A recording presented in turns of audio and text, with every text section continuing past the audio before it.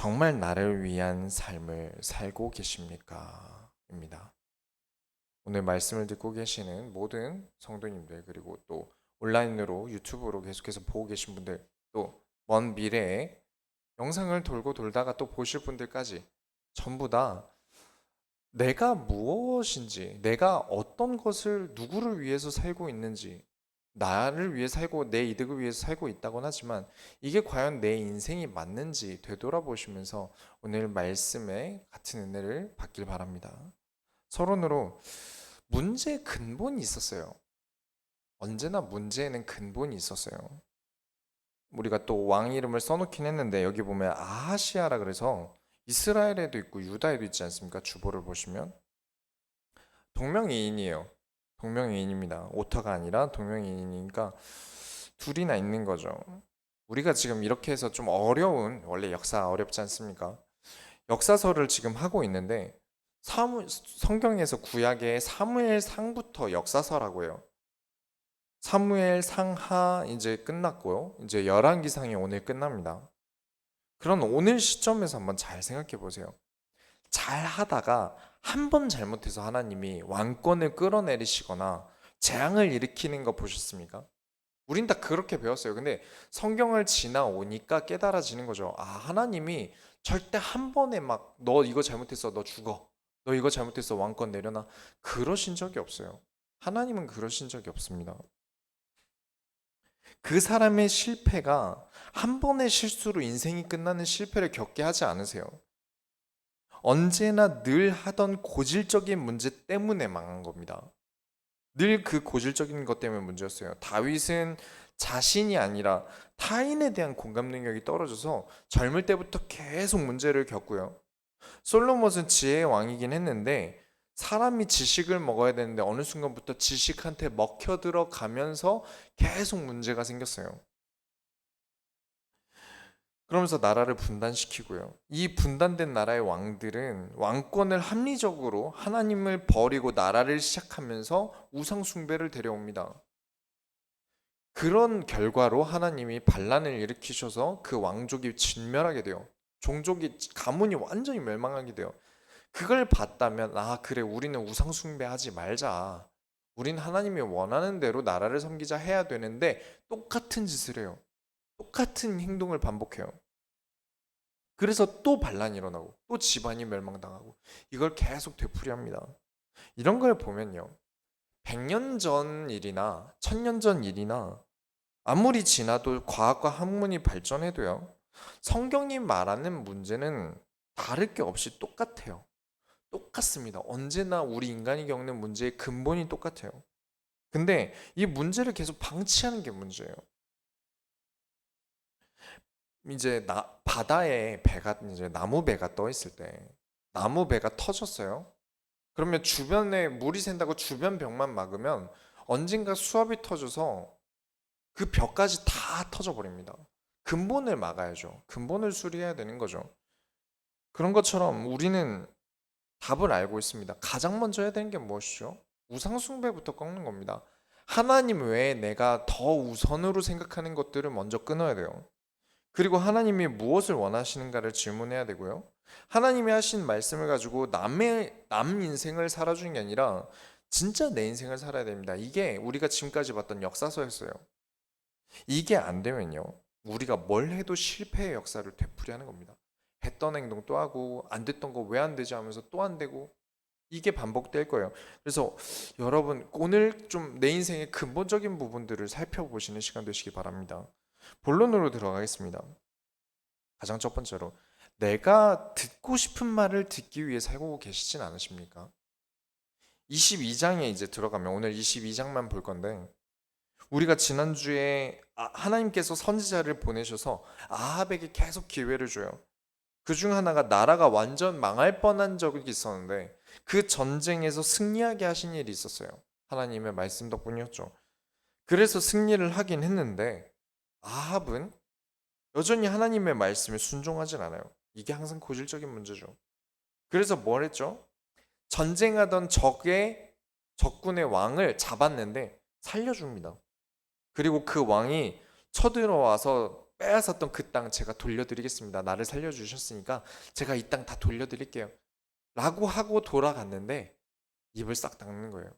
안 돌려줘요. 연락이 없어요. 뒤통수 맞은 거죠.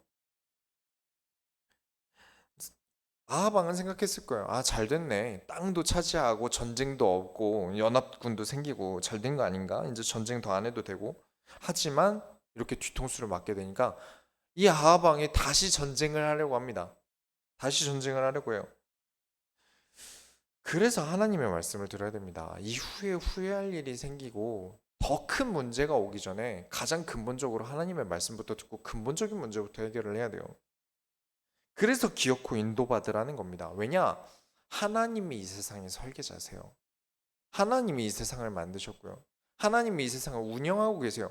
그렇다면 우리가 판단하는 것보다 하나님의 판단이 더 빠르고 맞겠죠.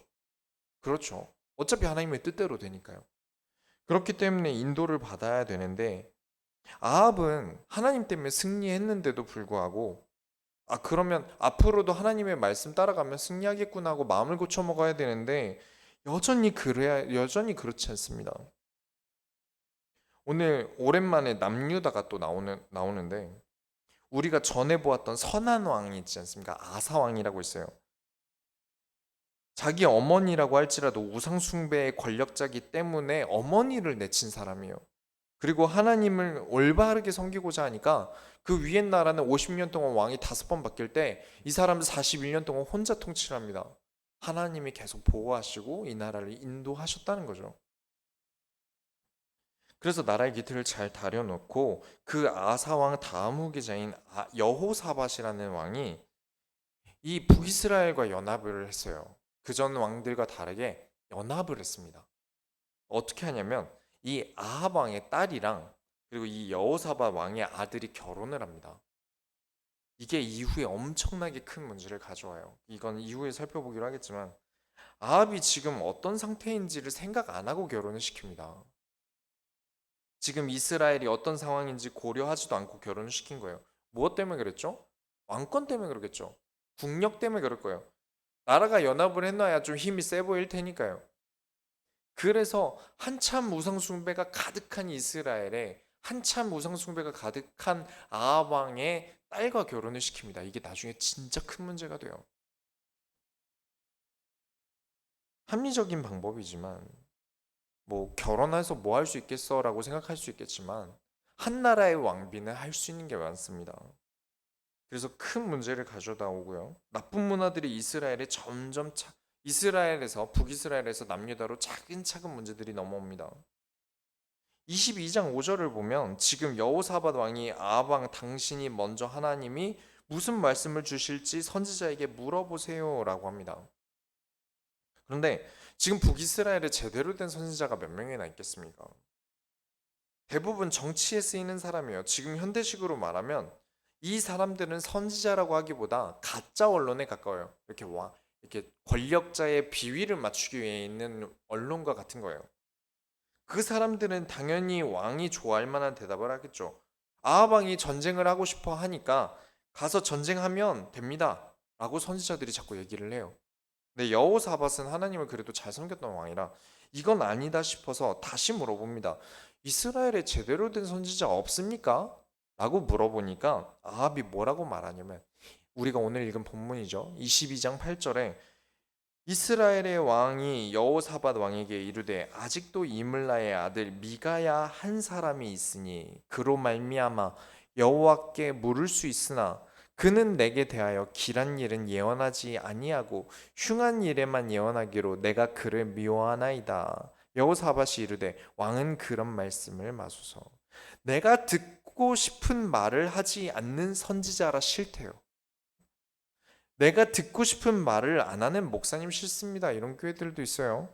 왜 문제를 통해 응답을 찾아내라고 합니까? 그냥 그 문제 해결될 거라고 말하는 목사님이 좋습니다. 라고 주로 옛날 분들이 좀 생각을 많이 하시더라고요. 하나님의 말씀이 흉하고 악한 게 어디 있습니까? 그런데 그렇죠? 하나님은 언제나 선하세요. 그런데 많은 분들이 제가 지금까지 부교육자 생활을 해보면 좋은 말을 하셔야죠, 목사님이. 된다고 하셔야죠. 왜 하나님의 계획을 찾고 뭐 안 될 일은 하지 말고 이렇게 얘기하십니까? 이런 얘기하는 걸 숱하게 들었어요. 그렇게 돼서는 절대 안 됩니다. 공감 중요하죠. 편 들어주는 거 중요합니다.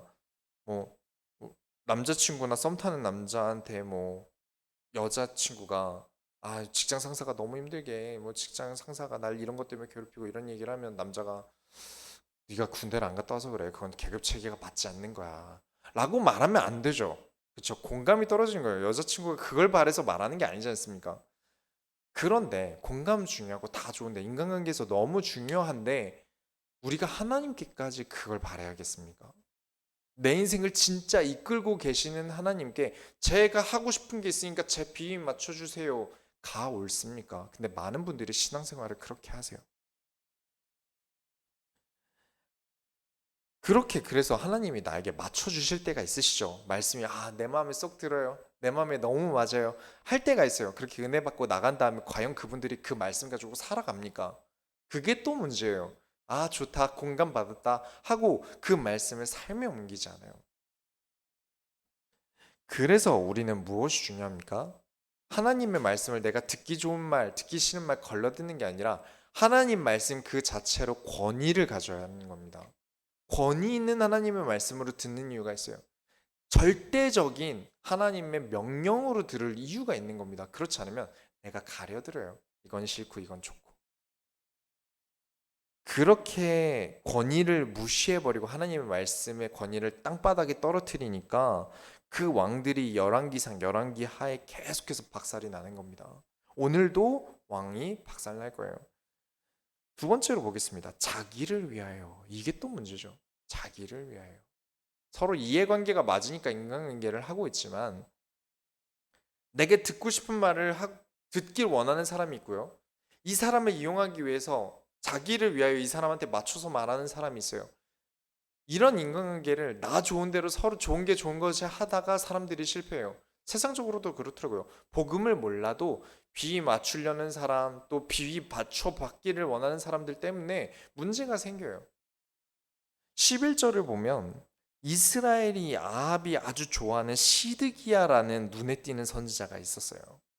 그런데 잘 보면 11절에 22장 11절에 그나아나의 아들 시드기야는 자기를 위하여 철로 뿔들을 만들어 가지고 말하되 여호와의 말씀이 왕이 이것들로 아람 사람을 찔러 진멸하리라 하셨다 하고 누구를 위해서라고 되어 있습니까? 자기를 위하여라고 되어 있습니다. 최악입니다. 한 나라가 전쟁을 겪어요. 잘못되면 다 죽어요. 피바람이 붑니다. 거기에 자기 이득을 가져와요. 자기를 위하여. 목회자가 지금 이 시드기야를 나름 선지자라고 얘기를 하는데 목회자가 내 이득을 위해서 설교를 한다? 최악입니다. 모든 교회가 그렇지 않겠지만 일부 교회들이 이런 일들이 있더라고요. 이제 아주 큰 교회 있지 않습니까? 막 몇만 명 모이는 교회면 부교육자가 한 50명에서 100명 정도 돼요. 그중에 아주 소수의 악질인 부교육자들 얘기를 들었습니다. 어떤가 보니까 자기가 맡은 관할 부서에 최소 100명에서 한 300명 정도 있어요. 막 500명까지도 있어요. 그러면 1년 동안 신방을 합니다. 다 신방을 해요. 그 집에 가서 신방을 했을 때 그 신방 간 집에서 헌금을 많이 내는 집들을 추려냅니다.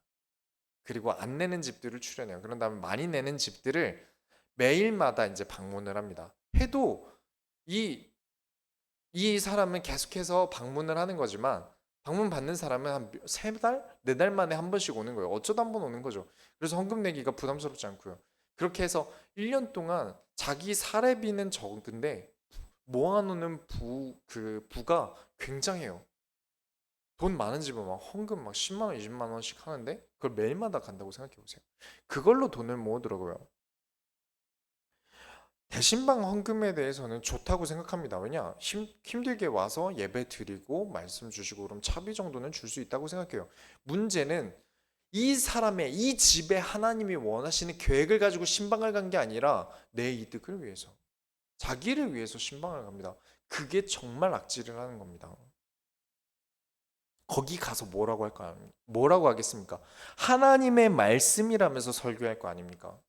그게 정말 최악이라는 거예요. 그런데 이런 시드기야 같은 선지자가 있었다면 여기 미가야라는 사람이 나타나요.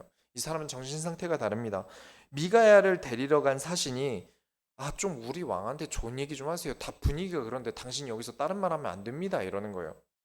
다른 사람들도 다 왕의 마음에 들게 말하는데 왜 당신만 자꾸 삐딱선을 탑니까? 그 얘기를 듣고 미가야가 뭐라고 얘기하냐면 내 마음대로 말할 거야. 혹은 내가 뭐하러 왕 마음에 들게 해? 난 계속 안 좋은 말 할 거야. 이렇게 말하는 게 아니라 14절 한번 보시겠습니다. 22장 14절을 보시면 우리 모든 목회자는 이 마음을 가지고 설교해야 돼요. 22장 14절은 미가야가 이르되 여호와께서 살아계심을 두고 맹세하노니 여호와께서 내게 말씀하시는 것 곧 그것을 내가 말하리라. 이게 올바른 선지자입니다. 이게 올바른 선교사고요. 이게 올바른 목회자입니다. 목에 칼이 들어온다 하더라도 하나님의 말씀을 전하는 게 우리 목회자들이 태어난 소명이에요.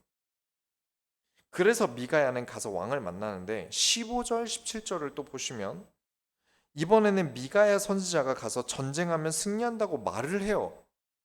그런데 16절을 보니까 이 남유다 왕이 내가 몇 번을 말해야 네가 나에게 지금 진실을 말할 거냐라고 물어봐요. 진실을 말한 거 아닐까요? 근데 왜 자꾸 진실을 말하지 않느냐라고 할까요? 무슨 뜻이냐면 이게 성경이 말이 좀 어려워서 글씨로만 돼 있어서 어려워서 그런데 이 왕께서 가시면 승리하실 것입니다. 이렇게 말한 게 아니라 가면 이길 거예요. 이기겠죠. 이렇게 비꼰 거예요. 그래서 좀 하나님이 말씀하신 대로 그대로 얘기해라 얘기를 한 겁니다. 그래서 왕이 그렇게 부탁을 한 거고요. 그래서 얘기를 하니까 미가야가 바른 대로 말합니다. 17절에 하나님께서 온 이스라엘이 목자 없는 양같이 산에 흩어졌으니 전쟁할 생각하지 말고 자기 집으로 돌아가라 하셨습니다. 라고 하셨어요. 목자 없는 양이 뭘까요? 성경에 자주 언급되죠. 이 백성이 목자 없는 양과 같다라는 비유가 정말 많습니다. 목자가 누구시죠? 예수님을 말합니다. 언제나 선한 목자는 그리스도세요. 온 백성들이 하나님과 함께하지 않고 있다는 거예요. 예수님의 구약대 이름 중에 별명 중에 하나가 뭡니까? 임마누엘이죠. 임마누엘의 뜻은 하나님이 함께하신다는 뜻입니다. 이 백성들이 하나님과 아무도 함께하지 않는데 그 전쟁 이길 수 있을 거라고 생각하냐? 다 그냥 집으로 돌아가라 라고 하나님이 말씀을 주셨다는 거예요. 그랬는데 아합이 또 화를 냅니다. 저 선지자는 역시 내가 원하는 대답을 하지 않습니다. 그 말을 들으니까 미가야가 재밌는 얘기를 해요. 19절부터 22절을 보면 하나님이 천사들을 모아놓고 이런 얘기를 하셨습니다. 야, 천사들아, 내가 아합을 죽이고 싶은데 아이디어를 좀 내봐라 하니까 천사들이 이렇게 하면 좋을 것 같습니다. 이렇게 하면 좋을 것 같습니다. 막 얘기를 하는데 어떤 굉장히 포스 있는 영 하나가 천사라고 나네요. 21절을 보면 한 영이 나와서 여호와 앞에 서서 말하되 내가 그를 꾀겠나이다 라고 합니다. 성경에 누군가를 속여 꿰는 존재는요 하나뿐이에요. 사단을 얘기하는 거죠. 22절을 보면 내가 나가서 거짓말하는 영이 되어 라고 나오는데 우리가 성경에서 거짓말하는 영이라고 하면 하나밖에 없습니다. 사단 얘기할 때요. 그러면 정확하죠. 그런데 이 사단이 누굴 속여서 아합을 죽이겠다고 하냐면 22절 뒷부분에 보면 아합의 가짜 선지자들의 입을 꿰어서 아합을 죽이도록 하겠습니다라고 합니다. 목회자들이 가장 사단에게 공격받는 1순위예요. 그래서 여러분들이 목회자를 두고 기도하셔야 되는 겁니다. 언제나 선함과 경건함을 가지려고 하는 이유가 안 그러면 바로 당해요. 사단에게 당해요. 목회자가 당하면요. 여기서 나가는 말씀이 하나님 말씀이 아니겠죠. 그러면 여러분의 삶은 어떻게 됩니까? 지금 아합을 죽이는 것처럼 사단이 마귀가 저를 공격하고 여러분을 죽이기 위해서요. 저를 공격하는 이유가. 그래서 여러분들은 저를 위해서 기도해 주셔야 돼요. 언제나 하나님은 누구에게나 이런 이유가 있어요. 사단이 왜 아합을 죽이려고 하는데, 그러니까 하나님이 아합을 죽이시기로 했으면 그냥 전쟁하게 보내시면 되는데 지금 이 이야기를 미가에게 해주셨을까요? 미가가 가서 얘기할 텐데 하나님이 아합을 죽이려고 하셨다는 얘기를 가서 할 거 아닙니까? 하나님이 바라시는 게 있는 거예요. 이 얘기를 하면서 아합에게 한 번 더 기회를 주고 계신 겁니다. 하나님은 언제나 우리가 진짜 큰 일을 당하기 직전까지도 계속 기다리세요. 지금 이 아합 왕처럼요. 죽이려는 그 순간까지도 마음에서는 나에게 돌아와라, 여호와께 돌아와라. 항상 그 마음을 가지시고 변치 않으신다는 거예요. 그 말을 듣고는 아까 이득을 취하던 시드기야라는 이 선지자가 갑자기 튀어나오더니 미가야 뺨을 때려버립니다. 싸다구를 날린 거죠. 그러더니 하나님의 말씀이 나를 떠나 너에게서 하나님이 가셨다고? 말 같지도 않은 소리 하지 마라. 이러면서 으름장을 넣어요. 그리고 아합은 미가야를 감옥에 가둬버립니다. 너네가 전쟁하고 이기고 온 다음 보자. 그래 놓고 이제 아합은 전쟁하러 갑니다. 무슨 자신감일까요? 전에 한번 이겨봤거든요. 완전 대승을 거뒀으니까 이거는 하나님이 이기게 하신 게 아니라 내가 이긴 거야 하면서 자신 있게 간 거예요. 그래서 전쟁을 하러 가는데 이번엔 이스라엘 연합군이니까 또 무조건 이긴다고 생각을 한 거죠. 그랬는데 결국엔 이 전쟁에서 패배하게 됩니다. 여러분 지금 이 자리에 계시고 혹은 인터넷으로 예배드리고 계신 분들 다 보고 계시겠지만 좀 위험한 발언이긴 하긴 하는데 의리 때문에 죄를 짓고 가짜 말을 하고 자신의 이득을 위해 목회하시는 분들을 보호하지 않으셨으면 좋겠어요. 성도가 죽어요. 다 죽습니다. 그 목회자가 바뀌지 않으면요. 세상에 교회가 많아요. 선한 목회자들이 나쁜 목사님들보다 훨씬 많습니다. 소수의 악질 목회자를 눈 감아주면서 내가 20년 다닌 교회를 어떻게 떠나 거기 나랑 친한 사람이 얼마나 많은데 그러면서 버티지 마세요.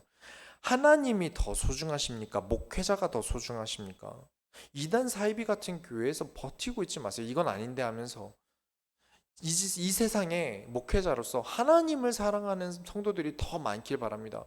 하나님을 사랑하기 때문에 목회자를 섬기는 성도들이 많길 바래요. 그래서 이런 목회자에 대한 부분도 오늘 말씀을 드리고 세 번째로 나에게 이득이 되는 계획이 어떻게 되는지 확인하겠습니다. 이제 이스라엘 연합군이 적군 아람이라는 나라에 전쟁을 하러 들어왔어요. 남유다 왕은 군인으로 분장을 하고요. 북이스라엘 왕이 하나만 온 것처럼 하기 위해서 분장을 합니다. 그런데 어떻게 된 일인지 아람 군대의 지시가 떨어졌어요. 아마 첩보가 있었던 것 같아요. 31절에 보시면 작든 크든 상관하지 말고 쳐다보지 말고 딱 이스라엘 왕만 노려라 라고 돼 있어요. 왕만 죽이면 된다라고 돼 있어요. 그런데 아람에서 실제로 왕을 쏴야지 한 건 아닌데 전쟁을 하다 보니까 아합 왕이 화살에 맞았어요. 그래서 부상을 당했으니까 나를 이 전쟁에서 빨리 빼돌려라 했는데 당장 이 왕 주변으로 왕이 활에 맞았다는 걸 아니까 득달같이 아람 군대가 달려드는 거예요. 빠져나가지는 못하고 거의 반나절 넘게 아합 왕이 계속 피를 흘리다가 결국엔 죽습니다. 그리고 사마리아에 도착해서 북이스라엘 수도가 사마리아죠. 계속 피가 너무 많이 흘려지니까 죽었는데도 계속 피를 흘리니까 그 피가 바닥에 고여버렸어요. 그걸 뭐 개들이 와서 갑자기 막 핥아먹기 시작하는 거예요. 이게 이 전쟁에 있던 21장 19절에 하나님이 예언하셨던 겁니다. 네 피를 개들이 핥아서 먹을 것이다. 여호사밧은 자기 아버지가 한 것처럼 이제 유다는 그렇게 이제 북이스라엘은 그렇게 됐고 남유다에 여호사밧은 그 이후에 자기 아버지가 한 것처럼 남유다의 동성애자들 쫓아내고 우상들을 두려워하지 않게 했습니다. 그런데 다 잘했는데 아까 남유다가 북이스라엘과 연합하면서 나쁜 문화들이 많이 들어왔다 그랬죠. 그 결과가 이 여호사밧의 아들 중에 여호람이라는 사람이 이제 이후에 왕이 돼요. 열왕기후 핫때도 살펴보겠지만 이 여호람이 정말 죄를 많이 짓는 왕입니다. 유다에 드디어 폭탄이 떨어졌어요. 아까 이 여호사밧의 아들과 아합 왕의 딸이 정략 결혼을 했다 그랬죠. 이 여호사밧의 아들인 여호람이 아내가 나중에 이런 성경의 일들 때문에 우상 숭배하고 막 별짓을 다 가져와요. 큰 일들이 막 떨어집니다. 이런 얘기를 보고 이런 성경의 예화를 두고 많은 분들이 역시 부모를 봐야 돼. 믿지 않는 집에는 내가 시집도 안 보내고 장가도 안 보낼 거야. 이런 생각하시는 분들이 더러 계시더라고요. 그 집안 배경을 봐야 돼. 이걸 되게 중요하게 생각하시는 분들이 계신데 그러면 예수님의 족보에 계신 롯이라는 분은 계시면 안 돼요. 그렇죠? 그분은 이방인이세요. 우상 숭배하던 집안 가본 사람인데 하나님을 섬김으로 예수님의 족보 안에 들어가요. 그런 분이 계신데 그런 말이 나오면 안 되겠죠. 많은 분들이 인도를 받으라는 말을 할 때 자꾸 지식만 보고 인도를 받으려고 해요. 이러면 된다, 안 된다, 배워놓은 것들을 생각하시는데 지식은 중요합니다. 하지만 그 이전에 더 중요한 게 있어요. 우리가 하나님께 인도받을 때는 아까 말씀드렸죠? 하나님과 함께하는 게 중요합니다. 내가 함께함이 먼저 된 다음에 판단하는 거예요. 나를 위한 결혼인가 아니면 하나님도 나도 원하는 결혼인가? 전쟁도 내가 이득을 취하기 위해서 나를 위해서 하고 예언도 내가 이득을 취하기 위해서 나를 위해 예언하고 결혼도 나를 위해서 하고 그렇게 되면 안 돼요. 한 가지만 보기 때문에 그렇습니다. 나를 위한 이득만 보기 때문에 그런 일들이 이루어지는 건데 우리가 무언가를 판단할 때 사람을 판단할 때 이 사람이 혹은 내가 어떤 방향성을 가지고 살아왔는가가 그래서 중요한 거예요.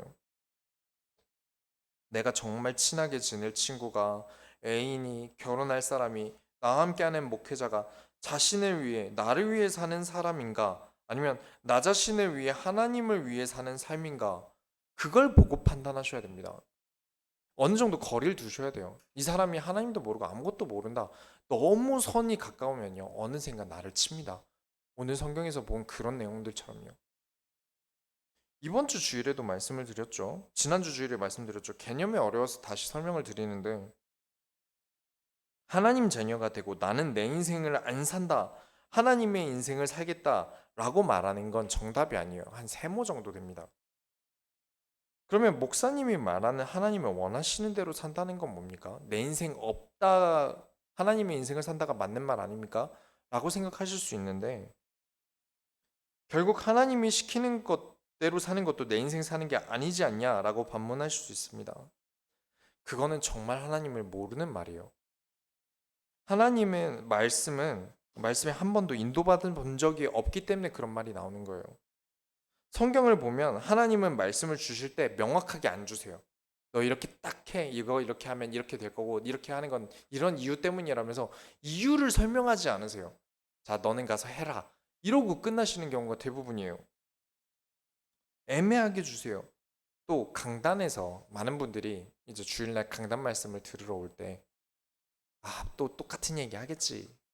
뻔한 얘기 하겠지. 뭐 다른 얘기 하겠어. 라는 생각을 하게 하시는 분들도 계세요. 이해가 갑니다. 그런데 그 뻔하고 가서 들어서 이미 알 거가 예전에 들었던 말 같지만 이 말씀 가지고 살아보면 달라요. 이래서 하나님이 이렇게 하라 하셨구나. 하나님이 이유를 설명하지 않으세요. 하지만 그 말씀대로 살아가 보니까 그래서 하나님이 이 말씀을 주셨구나 깨닫게 돼요. 여러분, 기독교는요, 성경은 배우는 종교입니까? 깨닫는 종교입니까? 배운다는 것의 사전적 의미는 들어서 아는 것이에요. 깨닫는 것의 사전적 의미는 궁리하여 아는 것이세요. 하나님은 우리가 배우길 바라시는 게 아닙니다. 그럼 다 알려주시겠죠. 하나님이 뭔가 일을 하기 위해서라면요. 그런데 말씀을 주시고 이 사람이 말씀을 가지고 살아가면서 내 인생을 궁리합니다. 이 말씀을 가지고 살아가면서 계속해서 왜 이 말씀을 주셨지? 나에게 뭘 바라시지? 이 궁리를 하면서 하나님의 말씀과 내 천성, 내 성격들이, 내 인생들이 만나서 시너지가 터져요. 그러면서 뭘 깨닫게 되냐? 하나님이 나와 함께 하시는구나. 그때 알게 됩니다. 내 눈앞에서 하나님이 살아계시는 걸 나의 눈에 보여주시는 것도 아니고 내 귀에 들리는 것도 아니에요. 하나님이 이 말씀 가지고 살아갈 때 그때마다 응답하시는 걸 보면서 이래서 하나님이 나와 함께 하시는구나 깨닫게 돼요. 그게 깨달아지니까 다절되는 거예요. 이게 근본입니다. 아까 서론의 근본이 안 되기 때문에 나머지가 안 되는 것처럼 이 하나님이 나와 함께 하시는 근본이 되니까 결국엔 그것 때문에 전도도 되고 선교도 되고 사업도 되고 모든 게 되어지는 거예요. 그 모든 게 되어지는 근본이 하나님이 나와 함께 하시는구나. 그것 때문입니다. 결론을 내리겠습니다. 눈에 보이는 이득에 속지 마세요. 제가 정말 자주 말씀드리는 거지만 눈에 보이는 거 중요하지 않습니다. 이제 열왕기상이 끝나면서 우리는 반드시 기억해야 됩니다. 나는 나의 고질적인 것들을 고쳐야 돼요. 저는 장점과 단점은 존재하지 않는다고 말씀을 드리는 사람이에요. 상황이 문제예요. 전에 한번 말씀드렸죠. 맛집 블로거가 이제 맛집 블로거가 소개팅을 나갔어요. 맛집 블로거 하면 입맛이 얼마나 까다롭겠습니까? 맛을 느끼는 혀의 감각이 우리보다 훨씬 좋을 거예요. 소개팅을 나갔는데 음식이 나오는데 MSG 맛이 너무 많이 나는 거예요.